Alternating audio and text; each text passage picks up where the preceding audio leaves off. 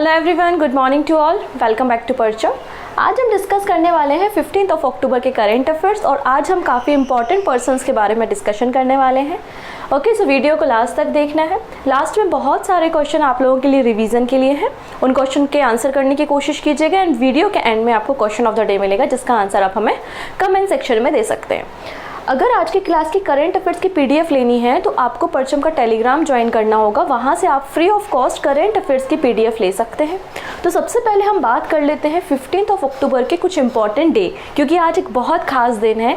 आज है birth anniversary doctor APJ Abdul Kalam ji की और उनकी बर्थ एनिवर्सरी को सिंस 2010 हम वर्ल्ड स्टूडेंट्स डे की तरह सेलिब्रेट करते हैं। तो आज है वर्ल्ड स्टूडेंट्स डे क्योंकि आज है हमारी कंट्री के 11th president doctor APJ Abdul Kalam ji का बर्थडे। इन्होंने इंडिया को एज अ प्रेसिडेंट 2002 से 2007 तक सर्व किया एंड 2010 में इस दिन की शुरुआत हुई वर्ल्ड स्टूडेंट्स डे। ठीक है, अब थीम भी बहुत इंपॉर्टेंट है और सभी लोगों के लिए है जो लोग अक्सर मुझे फ़ोन करते हैं और बोलते हैं कि हमने प्रीलिम्स दिया तो मेंस में नहीं हुआ या फिर कुछ नंबर से एसएससी रुक गया, तो उन लोगों के लिए है यहाँ पर थीम आप देख सकते हैं, fail stand for first attempt in learning. तो बहुत अच्छा थीम है यहाँ पे वर्ल्ड स्टूडेंट डे का। नेक्स्ट बात करते हैं ग्लोबल हैंड वॉशिंग डे। तो ग्लोबल हैंड वॉशिंग डे भी हम 15 अक्टूबर को सेलिब्रेट कर रहे हैं। इस दिन की शुरुआत 2008 में हुई थी, 2008 में हुई थी। बेसिकली लोगों को, स्पेशली बच्चों को हाइजीन के बारे में एजुकेट करना और हैंड वॉश कितना ज़रूरी है, हाइजीन मेंटेन करना कितना ज़रूरी है, इसके बारे में लोगों को अवेयरनेस दिलाने के लिए global hand washing day celebrate होता है 15 अक्टूबर को। थीम क्या है? Clean hands are within reach. Okay, इसके अलावा एक और दिन है जो कि 14 अक्टूबर को था, basically world migratory birds day. हम साल में 2 बार, twice in a year celebrate करते हैं, 13 मई एंड 14 अक्टूबर। ठीक है, तो 13 मई को और 14 अक्टूबर को 2 बार साल में हम इस दिन को सेलिब्रेट करते हैं जिसका नाम है वर्ल्ड माइग्रेटरी बर्ड डे। ठीक है, क्योंकि ये वो समय होता है जब बर्ड्स जो है एक कॉन्टिनेंट से दूसरे कॉन्टिनेंट या एक कंट्री से दूसरी कंट्री माइग्रेट होते हैं। अब ये जो पूरा ग्लोबल इवेंट है इसकी एक यूनिक थीम है और थीम क्या है यहाँ पर आप देख सकते हैं, वाटर सस्टेनिंग बर्ड लाइफ, ये इस साल यहाँ पर थीम है। तो ये तीनों दिन बहुत इंपॉर्टेंट है, एग्जाम में पूछे जाने की संभावना भी बहुत ज़्यादा रखते हैं, इसलिए आप तीनों दिन के बारे में याद रखेंगे।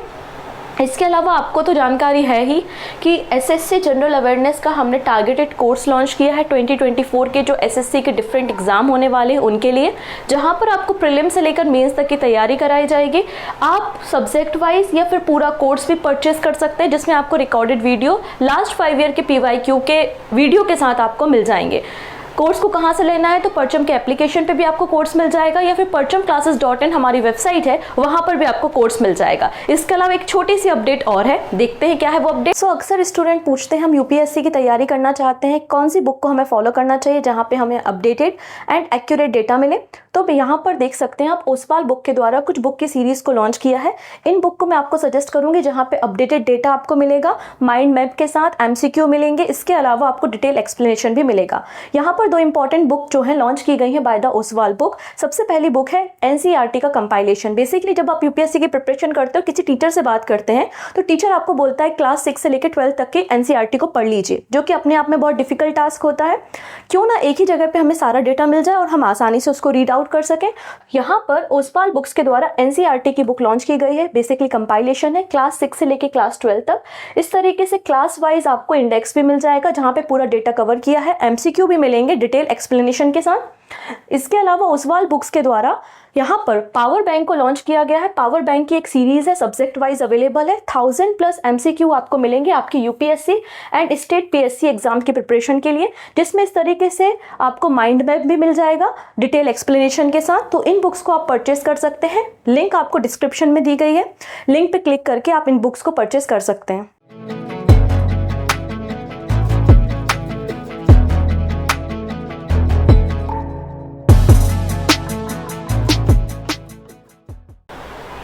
ओके, चलिए अब बात करते हैं आज के इम्पॉर्टेंट करेंट अफेयर्स से। सो पहली ही जो न्यूज़ आपको दिखाई दे रही है वो बहुत इंपॉर्टेंट न्यूज़ है, क्योंकि हम बात करने वाले हैं इंडिया की नवरत्न कंपनी के बारे में। तो रिसेंटली मिनिस्ट्री ऑफ फाइनेंस ने, किसने कहा, वित्त मंत्रालय, हमारा जो मिनिस्ट्री ऑफ फाइनेंस है, उन्होंने 15th नंबर की नवरत्न कंपनी बनाया है इरकॉन को, इरकॉन इंटरनेशनल लिमिटेड को, एंड 16th नंबर की नवरत्न कंपनी बन गई है राइट्स। तो इन दोनों कंपनीज के बारे में याद रखना है। दोनों ये जो कंपनी है वो मिनिस्ट्री ऑफ रेलवे के अंदर काम करती है, रेलवे मंत्रालय के अंदर काम करती हैं, ठीक है। तो यहाँ पे 15th नंबर की नवरत्न कंपनी बन गई है इरकॉन एंड 16th नंबर की नवरत्न कंपनी बन गई है राइट्स। किसने अनाउंस किया है? मिनिस्ट्री ऑफ फाइनेंस ने हमको इन्फॉर्मेशन दी है। तो आप देख सकते हैं कि RITES limited granted Navratna status India 16th central public sector enterprise. तो 16वें नंबर का 16th नंबर का central public sector enterprises Navratna company कौन सी बन गई है? राइट्स। वहीं 15th नंबर की कौन बन गई है? इरकॉन। क्लियर है? अब यहाँ पे कोई कंपनी कैसे नवरत्न बनती है उसके बारे में भी हम जानेंगे। सबसे पहले इनके बारे में बात करेंगे। तो आप पहली ही लाइन में पढ़ पा रहे होंगे, IRCON international limited and RITES limited under the ministry of railway, इन दोनों को 15th एंड 16th नंबर का नवरत्न कंपनी का स्टेटस दिया गया है और ये दोनों ही सेंट्रल पब्लिक सेक्टर एंटरप्राइजेज हैं, ठीक है। इन दोनों को मिनिस्ट्री ऑफ फाइनेंस ने नवरत्न स्टेटस दिया है। इस स्टेटस को मिलने के बाद क्या होगा? इन दोनों कंपनीज का जो रीच है, इनका जो एरिया है वो बढ़ जाएगा, इनकी जो क्रेडिबिलिटी है वो इंक्रीज हो जाएगी। इसके अलावा ये लार्जर साइज के पब्लिक प्राइवेट जो पार्टनरशिप प्रोजेक्ट होते हैं वो भी अब हैंडल कर पाएंगे, ठीक है। हमारी कंट्री में जो गवर्नमेंट की 3 कैटेगरी हैं, जो पब्लिक सेक्टर कंपनीज हैं गवर्नमेंट की, जो PSUs हैं, वो 3 कैटेगरी में हमने डिफाइन किए हैं। कौन कौन से? Maharatna company, Navratna company and Miniratna company. तो कितनी नवरत्न कंपनी हो गई है भारत में? तो आप कहेंगे 16 हो गई हैं। 16वें नंबर की कौन सी है? तो आपका आंसर होना चाहिए राइट्स है। 15th नंबर की कौन सी है? तो आपका आंसर होना चाहिए इरकॉन है। क्लियर है? ये जो इरकॉन है इसका फॉर्मेशन 1976 में हुआ था। Indian railway construction international limited इसका पूरा नाम है, ठीक है। नेक्स्ट है राइट्स लिमिटेड, इसको rail India technical and economic service limited के नाम से भी जाना जाता था, ठीक है। इसे 1974 में फॉर्म किया गया था। क्लियर? अब कोई कंपनी नवरत्न कंपनी कैसे बनती है? तो पहली बात वो कि मिनीरत्न 1 शेड्यूल 1 की कंपनी होना चाहिए। इसके अलावा ये जो कंपनी है इसका 5000 करोड़ रुपीस का 3 कॉन्जिक्यूटिव ईयर में प्रॉफिट होना चाहिए। लगातार 3 सालों में कंपनी ने 5000 करोड़ रुपए का प्रॉफिट कमाया हो, नेट प्रॉफिट की बात हो रही है। इसके अलावा कंपनी का जो एवरेज एनुअल टर्नओवर है वो मेंटेन हो 25,000 करोड़ रुपीस फॉर 3 इयर्स, या फिर जो एनुअल एवरेज नेट वर्थ हो वो 15,000 करोड़ हो लगभग 3 साल में। तो इस तरीके से किसी कंपनी को नवरत्न स्टेटस दिया जाता है। चलिए नेक्स्ट बात कर लेते हैं एक इम्पॉर्टेंट पर्सनालिटी के बारे में। एक हॉलीवुड के एक्टर भी हैं, डायरेक्टर भी हैं, जिनका नाम है माइकल डगलस, ठीक है। इन्हें सत्यजीत रे लाइफ टाइम अचीवमेंट अवार्ड दिया जाना है। एक्चुअली जो 54th नंबर का international film festival of India होना है, कहाँ पर होना है ये फेस्टिवल? तो गोवा में होना है। कौन सा एडिशन है? तो 54th नंबर का एडिशन है international film festival of India का। और इसी इवेंट में, ये फेस्टिवल बेसिकली 20 नवंबर से लेकर 28 नवंबर के बीच में गोवा में होने वाला है। और इस इवेंट में Hollywood actor and producer Michael Douglas को 54th international film festival award Goa में Satyajit Ray excellence in film lifetime achievement award दिया जाएगा, ठीक है। 1952 में इस फंक्शन की शुरुआत, मतलब IFFI की शुरुआत हुई थी। ओके, अब यहाँ पे अगले जो पर्सन है वो बहुत इंपॉर्टेंट है। जैसा कि मैंने कहा है, आपको किसी ना किसी पेपर में इनका नाम किसी अलग अलग फॉर्मेट्स में, चाहे वो डायमंड लीग का फॉर्मेट हो या ओलंपिक का फॉर्मेट हो, कहीं ना कहीं ये क्वेश्चन आपको मिलने वाले हैं, ठीक है। हम बात करने वाले हैं नीरज चोपड़ा के बारे में। ये 2nd नंबर के इंडियन बन गए हैं जिन्हें लॉरियास एम्बेसडर नियुक्त किया गया है। तो नीरज चोपड़ा को लॉरियास राजदूत नियुक्त किया गया है, लॉरियास एम्बेसडर के रूप में इन्हें नियुक्त किया गया है और ये 2nd नंबर के इंडियन बन गए हैं। इसके पहले हमारे जो क्रिकेटर हैं युवराज सिंह, फॉर्मर क्रिकेटर युवराज सिंह को ये ऑनर दिया गया था 2017 में। और इस बार किसे चुना गया है? यहाँ पे नीरज चोपड़ा को चुना गया है। इनका स्पोर्ट कौन सा? जेवलिन थ्रो, भाला फेंक से संबंधित है। बेसिकली ये लॉरियास जो है वो global sport based charity form है जो कि यंग पीपल की लाइफ को, उनके वर्क को इम्प्रूव करने के लिए काम करता है। इसके अलावा एक और इम्पॉर्टेंट अपडेट ये आई है कि नीरज चोपड़ा जी का नाम नॉमिनेट किया है, अभी मिला नहीं है अवार्ड, केवल नॉमिनेशन के लिए गया है। सो नॉमिनेट किया गया है नीरज चोपड़ा का नाम world athlete of the year के लिए। ठीक है, तो ये भी बहुत बड़ी बात है। Global governing body of the athletes world athletics has nominate Neeraj Chopra for the men's athlete of the year award 2023 के लिए इनका नाम नॉमिनी किया गया है। 11 लोगों का नाम बेसिकली नॉमिनेशन में भेजा है। अब देखते हैं किसको ये अवार्ड मिलता है। पूरा जूरी होगा, वो नाम को सिलेक्ट करेगा। जब नाम आ जाएगा तो मैं आपको इन्फॉर्म कर दूंगी। नेक्स्ट है, एशियन डेवलपमेंट बैंक ने $338 मिलियन अप्रूव किया है बांग्लादेश को देने के लिए, और जिससे बांग्लादेश को अब दूसरी कंट्री पे डिपेंड नहीं होना पड़ेगा वैक्सीन के लिए। बांग्लादेश खुद अपनी कंट्री में वैक्सीन को मैन्युफैक्चर करने की कैपेसिटी को बिल्ड करेगा। तो अगर क्वेश्चन कैसे बनेगा, एशियन डेवलपमेंट बैंक ने किस कंट्री को $338 मिलियन रुपए दिया है वैक्सीन मैन्युफैक्चरिंग करने के लिए, तो आंसर हो जाएगा बांग्लादेश। या फिर ऐसा भी पूछा जा सकता है कि एशियन डेवलपमेंट बैंक ने बांग्लादेश को किस चीज़ के लिए पैसा दिया है, तो आंसर हो जाएगा वैक्सीन मैन्युफैक्चरिंग यूनिट को सेटअप करने के लिए। तो दोनों तरीके से क्वेश्चन यहाँ पे फ्रेम हो सकते हैं। चलिए, अब यहाँ पर हम बात करते हैं बुसान इंटरनेशनल फिल्म फेस्टिवल के बारे में, जो कि कोरिया में होता है। ठीक है, यहाँ पर आप देखेंगे स्कूप, नेटफ्लिक्स में आई हुई एक सीरीज़ थी हंसल मेहता की सीरीज़ थी स्कूप। तो इसे देखेंगे आप कि बेस्ट एशियन टीवी सीरीज़ का अवार्ड मिला है। और ये जो खड़ी हुई है ब्लैक साड़ी में, ये इनका नाम क्या है, करिश्मा तन्ना। इन्हें बेस्ट एक्ट्रेस का अवार्ड दिया गया है। ठीक है, डन। चलिए, अगले पर्सन के बारे में बात करते हैं। यहाँ पे 2 चेस प्लेयर आपको स्क्रीन पे दिखाई दे रहे होंगे। इनका नाम है सुभी गुप्ता। इनका नाम है सुभी गुप्ता। और सुभी गुप्ता जो है वो चेस प्लेयर है और यूपी से बिलोंग करती हैं, उत्तर प्रदेश से बिलोंग करती हैं। इन्होंने recently under 19 girls national chess championship का टाइटल अपने नाम किया है। ये जो चैंपियनशिप हो रही थी वो अहमदाबाद गुजरात में हो रही थी। बेसिकली अहमदाबाद गुजरात में अभी 2 चैंपियनशिप हुई हैं। कौन कौन सी?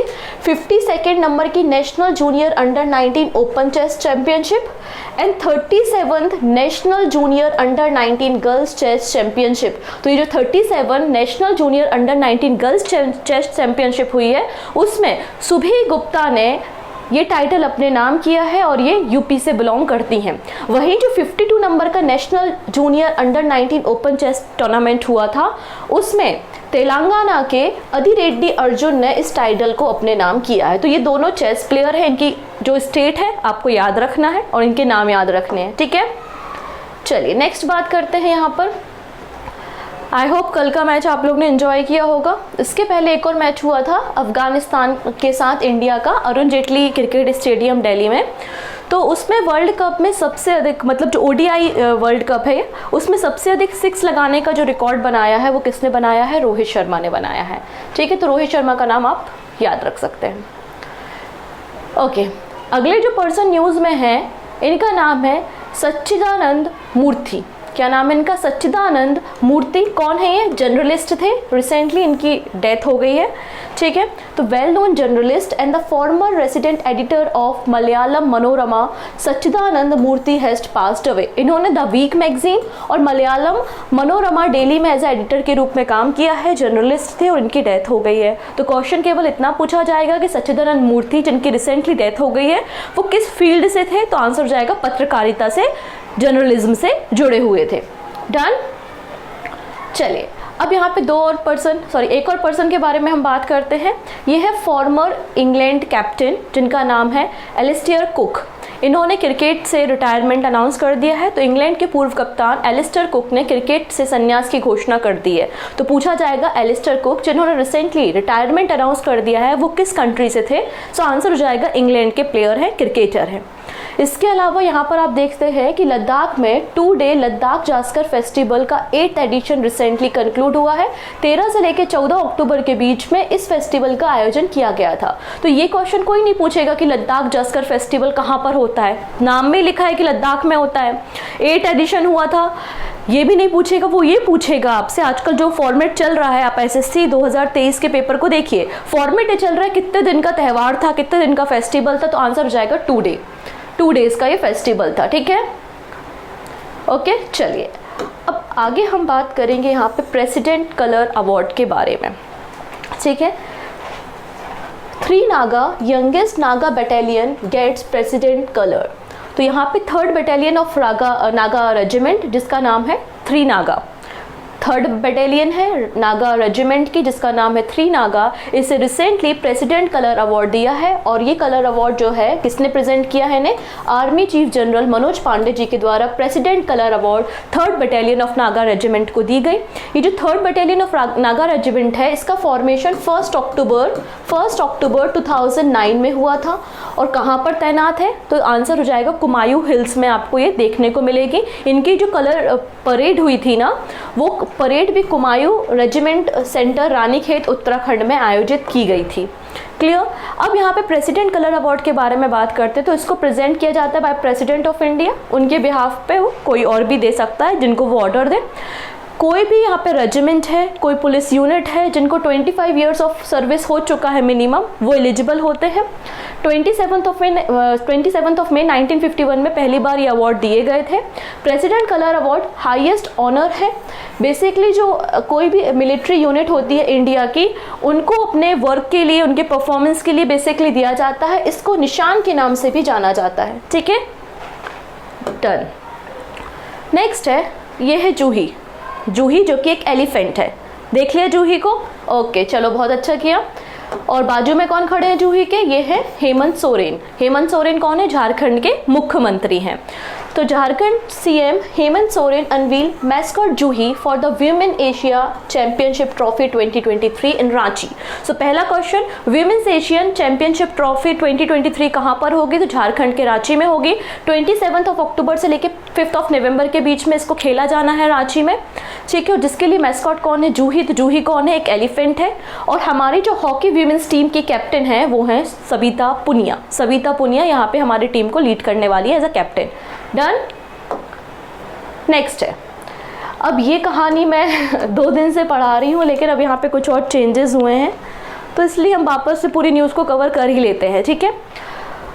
141 international Olympic committee session inauguration. तो प्राइम मिनिस्टर नरेंद्र मोदी जी के द्वारा 141वें नंबर की 141 इंटरनेशनल ओलंपिक कमेटी की मीटिंग को शुरू किया गया, ठीक है, 14 अक्टूबर को। कहाँ पर, जियो वर्ल्ड सेंटर मुंबई में, ठीक है। इंडिया सेकेंड टाइम इस मीटिंग को होस्ट कर रहा है। लगभग 40 साल के बाद, 40 साल के गैप के बाद इंडिया वापस से इस इवेंट को होस्ट कर रहा है। लास्ट टाइम इंडिया ने इंटरनेशनल ओलंपिक कमेटी का जो सेशन होस्ट किया था वो कब किया था, 1983 में न्यू दिल्ली में किया था, ठीक है। कौन सा सेशन था वो, 86 नंबर का सेशन था। और अभी हम 141वें नंबर के सेशन को होस्ट कर रहे हैं। इतनी चीज़ें क्लियर है। अब यहाँ पे जो मीटिंग हो रही है कमेटी की, तो कुछ फैसले तो ऑब्वियसली बात है लिए होंगे, बिल्कुल लिए हैं।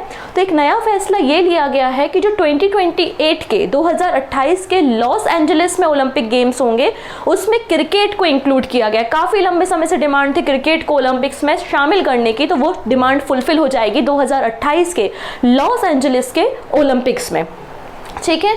तो पहला क्वेश्चन तो यही है कि 2028 का ओलंपिक कहाँ होगा। 2028 में ओलंपिक्स गेम्स जो है वो लॉस एंजलिस में खेले जाएंगे। तो इंटरनेशनल ओलंपिक कमेटी के द्वारा T20 cricket for the men's and women's for 2028 Los Angeles Olympics के लिए अप्रूव कर दिया गया है। 2028 के लॉस एंजलिस के ओलंपिक गेम में men's and women's T20 cricket को खेला जाएगा। इसके अलावा 4 और स्पोर्ट्स को अप्रूवल मिला है। वो 4 और स्पोर्ट्स कौन से हैं, baseball, softball, flag football, lacrosse, sixes and squash. इन 4 इवेंट्स को भी अप्रूवल मिला है, ठीक है। इंटरनेशनल ओलंपिक कमेटी का फॉर्मेशन 1894 में हुआ था स्विट्जरलैंड में। थॉमस बच इसके अभी हेड चल रहे हैं। इसका काम होता है प्रमोट करना ओलंपिक्स की वैल्यू का।